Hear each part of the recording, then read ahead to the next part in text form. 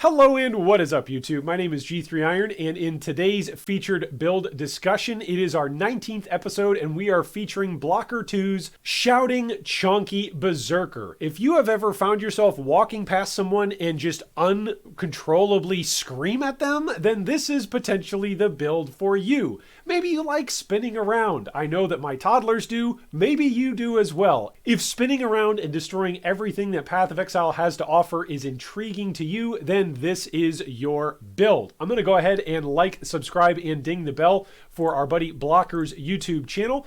And then we're going to take a look at the items, the build path, and of course, the passive tree that makes all of this build come together. Blocker has put together a healthy list of pros and cons for this particular Berzerker build and enables us to replicate what exactly he's doing in the video that we just saw. For those of you who don't know about the various notables that you can stack with the new cluster jewels available in Delirium League, there are a whole lot of ways that you can stack them in order to bolster effects, and one of those ways is through stacking Warcry effect. But before we get any further into all of the juicy realities that are shouting uncontrollably at monsters, let's take a look at the pros and the cons of this particular Chonky Berzerker. First up, in the pros category, this build can basically tank almost anything as a Berzerker while maintaining Fortify consistently. It's also a relatively fast build. It provides good levels of DPS. It's got good clear speed if you're looking to clear top tier maps. Maybe at this point in a league, you're looking to clear your Awakener bonuses, or maybe you're simply pushing on into higher and higher levels of red maps, or you're trying to take down tougher and tougher versions of stacking Delirium encounters. Also, this build can be used as a reliable boss killer. It leeches or regens or gains 25% of its life per second consistently. And of course, it can do almost any map mod except for Physical Reflect. If you touch something and you've got Physical Reflect on that map, you are going to self-explode. Also, because we're taking advantage of Warcries, we don't even need to have a life flask. Now, those are all the pros of the build. There are some cons. One, Physical Reflect maps. As we noted, if you touch something that is inside a Physical Reflect map, let's say you're in party play and you're with other players and they don't realize what kind of build you are, you need to pay attention to what kind of build you are because you will explode and say bye-bye to that 10% of your XP.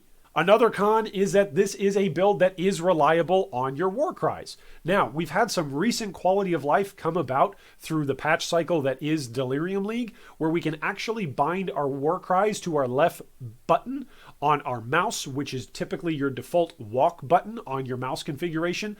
And if you bind your Warcry to that particular mouse button, you can actually walk around in town, out of town, anywhere you'd like due to the new quality of life patches that have come through in Delirium, and you can actually still maneuver, and whenever your Warcry is up, you will cast it without having to actually stop for any kind of animation. It's quite nice. Taking a look at the passive tree for this particular Chonky Berzerker, you can see that it gets chunky and it gets up to a total of about 6,400-ish life with this particular configuration as is laid out by Blocker2. Now there's some flexibility here. If you wanted to go with a build that stacked further life, you could lose a couple of nodes on your expansion cluster jewels and throw some more passives into, let's say, the Scion life wheel that's up here near Constitution. That's an option for you if you'd want to do that if the cluster jewels are either A, too expensive for you, or B, you simply don't have access to them at this present point in time. You can throw some extra life into the Scion life wheel if you need that extra layer of survivability. We are, of course, a crit build, and so we are going to come up and take Disemboweling because we want to stack as much crit strike chance and crit strike multi as possible. And for defenses, this is like almost a guaranteed way to get me to fall in love with the build. If you can go and grab Soul of Steel, it gives you +1 to all maximum elemental resistances, along with a flat 5% physical reduction of damage taken. This is a fantastic node, and I always love builds that can take advantage of this node without having to use triple golden oils on anointments. It's quite nice. It's quite handy. Other defensive layers that we are looking for are going to be Bloodless, which gives us 8% maximum life, and then also coming up and grabbing Barbarism, which gives us good maximum life and additional maximum fire resistances. Blocker recommends, as you are leveling up and ascending throughout the 10-act story campaign, that you start off with Crave the Slow Slaughter, this is going to give you your rage generation throughout the 10x story campaign, and it's going to help you actually level smoothly with increasing damage and increasing speed throughout each instance as you stack up that rage and as you kill more and more monsters. Blocker also recommends in our second ascendancy to take Warbringer, and at this point in time, this is when we want to start focusing and emphasizing Warcries in our build. I'm assuming the vast majority of us as an audience haven't necessarily messed around with a lot of Warcry builds, and so if you're not familiar with what Battlecry is, here it is. It's over here, located in between the Duelist and the Marauder tree. It's this little tiny node, 3 passive node, that gives you 10% increased Warcry cooldown recovery speed, and also gives you this very important tagline, 20% increased Warcry buff effect, and using Warcries is instant. This means that once you bind your Warcries to that left mouse button and you're walking around through town, you're walking around through Ray class, you're killing monsters, your character doesn't have to stop to actually manually shout, which is always kind of a little funny animation when it happens. Anyway, rah, rah. Anyway, aside from actually having to stop to shout, you can now use Warcries instantly, which allows you to move smoothly throughout Ray class as you kill and shout at everything in your path without having to stop to do so. For your third ascendancy, Blocker recommends taking Aspect of Carnage. It's just more damage. Yeah, you're going to take a little bit more increased damage taken, but it's mostly more damage. It's a 40% more multiplier, and you can see from this setup in POB, this is giving about 28% of our average damage total. Think about that for just a moment. A single ascendancy can bring you 28% of your damage. It's very, very strong, and you're going to want this as you transition from the story into taking on maps and pushing further and further through the Atlas as you take down more bosses. Lastly, Blocker recommends that you Uber Lab with Rite of Ruin, which gives you a bit of life per second per rage that gets lost, but you cannot be stunned while you have at least 25 rage, and the inherent effects from having rage are tripled, which means you get increased attack damage, increased attack speed, and even more movement speed as you are clearing maps, killing bosses, and stacking up your rage so that way you can shout at everything in Ray class. We've mentioned them already before. They are, of course, the new cluster jewels that allow you to interact and stack your Warcry cooldown as well as effect. One of the important nodes that you're going to want on your new cluster jewels is going to be Warning Call. This gives you 20% increased Warcry cooldown recovery speed, along with 50% increased melee critical strike chance if you've Warcried recently, which we pretty much always will, and then 35% to melee crit strike multiplier if you've Warcried recently.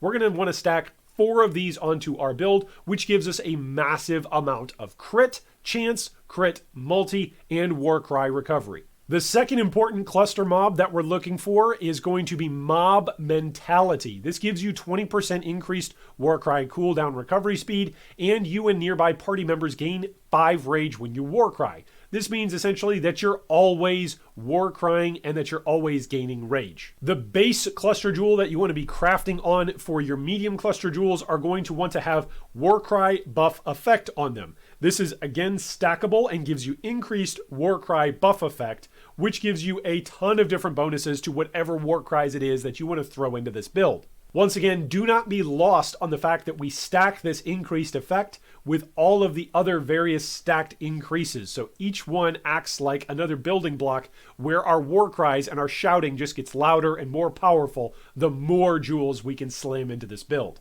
On your large cluster jewels, you are going to want to aim for deep cuts because it gives you 15% chance to impale enemies on hit with attacks, and impales you inflict last 1 additional hit. Just for a price point, or rather a PowerPoint comparison, by using 2 large jewel clusters that use deep cuts on a Berzerker, we are essentially giving ourselves just as many impale stacks as what we would get if we were using a champion and using the Master of Metal Ascendancy. Now granted, we would get that through our Ascendancy rather than through the massive amounts of passive points that we have to put into these cluster jewels, so don't hear what I'm not saying. I'm not saying that this is a replacement for playing a impale stacker on champion. That's still the route to go if you just want to min-max the hell out of that. But the reality is that we can play Berzerker, stack more multiplier, stack Warcry effect, make Warcries instant, and now we can also add in this little mini champion Master of Metal impact by adding in 2 deep cuts on 2 large cluster jewels. That gives us 2 additional impales that are going to be lasting on each hit. That is a massive amount of damage. Shifting gears and talking about itemization, we're of course going to be using a Starforge. This particular weapon is a two-handed weapon, meaning that our second weapon hand slot is going to be empty. We are going to be spinning around, dealing no elemental damage. This means that on our skill gem setup, which we'll talk about here in a moment, we can allocate and use brutality, which gives us a whole bunch of physical damage, and our physical damage can shock, and we've got a whole bunch of increased area of effect. Depending on the time that you are building this particular build in the league, Starforge can range from incredibly expensive to relatively budget and relatively cheap. It just depends on the time of the league and of course the meta that you're in when you're choosing to play this particular build. For your helmet, there are no specifics that we need to be really looking for here. There's of course min-max opportunities with lab enchants and double corrupts, but really what we're just looking for here in our helmet is a solid armor-based helmet that gives us some life and maybe potentially some accuracy and resistances. On your chest piece, you're going to be using a Comb's Heart. We only need to set up one 6-link, which is going to be stored inside our Starforge, which means that we can give ourselves a whole bunch of flat maximum life through our chest piece by utilizing Comb's Heart, which again, depending on the timing of the league and whether you're playing hardcore or softcore, Comb's Heart is either pretty expensive or cheap as dirt. So depending on where it is in the league that you're at, this is going to be an affordable option for you, or it's going to be outside your price range and use a budget rare that is going to give you as much percentage increased life and as much flat life as possible. In your glove slot, you're going to want to use gloves that have got the implicit increased melee damage, and we're looking for as much life and resistances as we can get on these melee damage gloves. For your boots, you've heard me say it in the past, I'm going to say it again. If you can get Tailwind on your boots, we're a crit build, so you should get Tailwind on your boots because we're going to have been dealing critical strikes recently, which gives us more action speed because we've got Tailwind. Try to aim, if it's within your budget, on getting boots that have not only got Tailwind, but also have movement speed on them. Then again, that can be more of a budget option depending on where it is in the league and how much currency you've got generated thus far. For your amulet, we're looking for a bunch of flat maximum life along with some resistances. And if we can craft on there the minus cost to channeling skills, because we are a Cyclone build, we want to cap out or at least maintain some level of balance in the cost of our Cyclone versus the available amount of mana that we've got. For your Cassia anointment on your amulet, you're looking for Swift Skewering. This will save you about 4 to 5 points depending on where you're at on your tree. This will give you, by allocating this on your amulet, 15% increased attack damage, 5% increased attack speed. Enemies you impale have -10 to their total physical damage reduction against impale hits, and a 15% chance to impale enemies on hit with attacks. Your rings are going to hopefully give you as much life and resistance as possible, but if you can slam a couple of different required stats on there for your gem and for your item usage, then this is a good spot to cram those stats into either ring slot, whether that's resistances, whether that's life, or whether that's flat physical damage. Anything that you can get on your rings is a bonus. Of course, if you can go for the very ultra top end side of things, you'd want to curse enemies with level 5 vulnerability on hit, because this means that everything that you are tagging with your Cyclone is going to take increased physical damage. That is a massive, massive boost to your DPS if you can get one. Sometimes these are incredibly cheap because players don't know the true power of these particular rings, and other times players absolutely recognize the power of these rings depending on the meta, and the price skyrockets. So I wish I could tell you more about how to price those rings and whether or not they're going to be incredibly budget or incredibly expensive. It's just going to depend on the meta and the price point at which time you are purchasing for this particular build. In the belt slot, the absolutely ideal thing that we would be aiming for would be a Stygian Vise. If we can't get a top tier Stygian Vise, then we're looking for an Elder Leather belt with as much increased maximum life, flat life, and then resistances as we can stack on the item.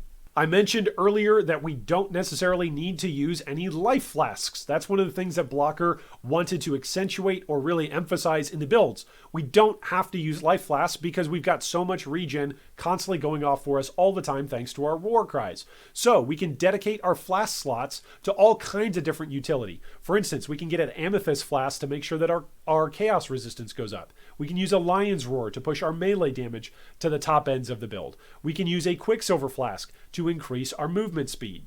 We can use a Silver flask to make sure that we've got Onslaught, and of course we can use a Diamond flask to make sure that our critical strike chance is lucky. This is a massive amount of quality of life built into a character that really is similar to that of a Pathfinder, where you'd typically think of a Pathfinder getting a lot of build power out of their flask slots. And in this regard, while we're not emphasizing the effects of flasks, because we don't need to use our flasks necessarily in a defensive reactive posture, whether that's through using MOM and stacking mana, or whether that's stacking instant life flasks because we're a life-based build, we don't have to worry about that. We've got Warcry to take care of our defensive stuff, and we can use our flasks to really accentuate our speed and our power as we are killing anything in our path. For the Watcher's Eye, the one single stat line that you are really looking for here is going to be that Impales you inflict lasts 2 additional hits while using Pride. Good luck finding one. Those are almost always expensive, so I would not recommend you spending a whole bunch of currency on a Watcher's Eye until it's like the last thing for you to do as you're putting your build together. A couple of notes here on our skill gems. First off, our 6-link setup is going to be Cyclone, Infused Channeling,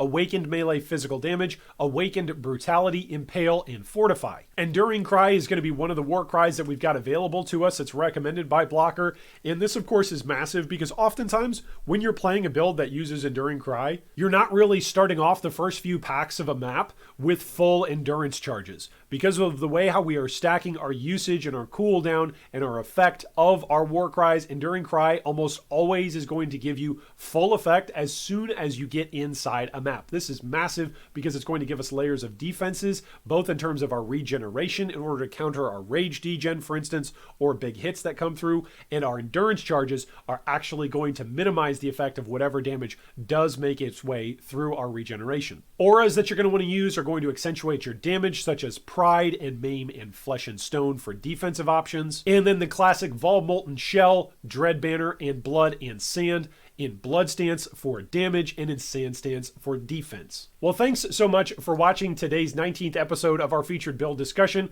Thanks so much to Blocker2 for letting us feature his build. And of course, if you've got any questions about this particular build or any feedback about it, feel free to drop a comment down below. Make sure that you go over and visit Blocker's YouTube channel as well. And he's very responsive on his forum build guide, so make sure if you've got any particular questions about any problems that you run into while you're leveling, or maybe if you're experimenting and have options and selections for him, you can of course drop us a comment down below or go right on over to his forum guide, which will be posted down below in the video description. Thanks so much for watching, and I hope today is the day a Mirror of Calandra drops for you as you run past stuff in Rayclast, screaming and shouting your way. Thanks for watching that video. If you'd like more information on any of our discussion points today, you can see them down below in the video description. If you'd also like to join our Discord or support our Patreon, you can do so with the links down below. Thanks again, and big shout out to all of our Patreon supporters.